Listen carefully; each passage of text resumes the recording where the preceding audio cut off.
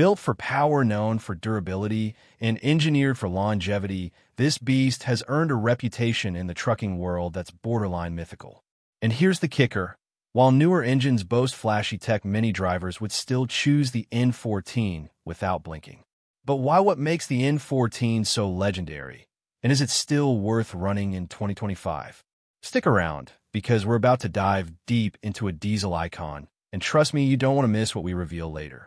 Also, if your idea of a good time involves 500 horsepower and a cloud of black smoke, you're in the right place.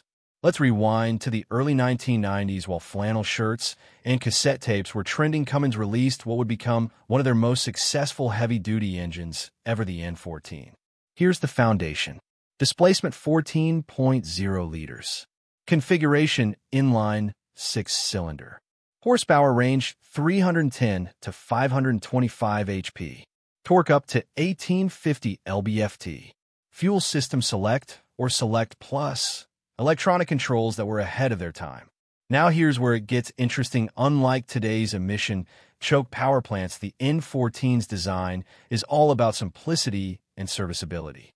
Mechanics loved it because it didn't require a PhD in electronics to diagnose.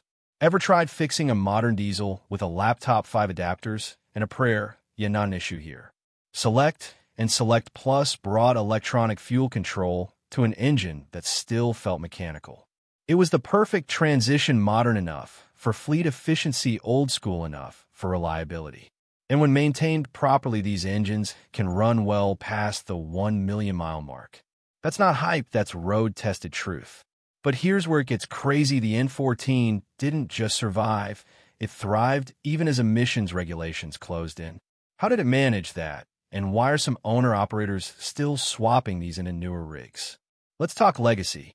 Even today, in an industry obsessed with the latest tech, many seasoned drivers consider the N14 the gold standard for dependability.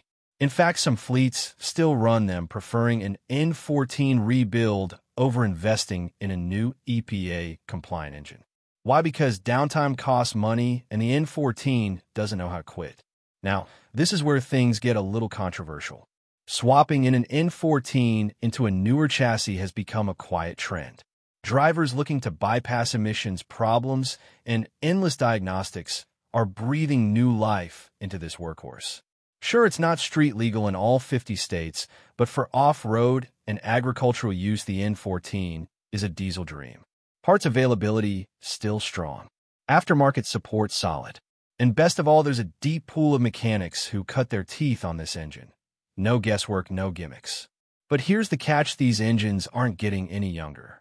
Rebuildable cores are disappearing, and the market is heating up.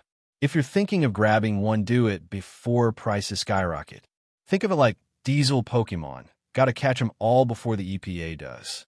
So is the N14 still worth it in 2025? If you want raw torque, bulletproof design, and an engine that's been proven on every stretch of highway from Miami to Seattle, the answer is yes, absolutely. If the Cummins N14 taught us anything, it's this: technology may evolve, but reliability never goes out of style. Like, subscribe, and tap the bell, because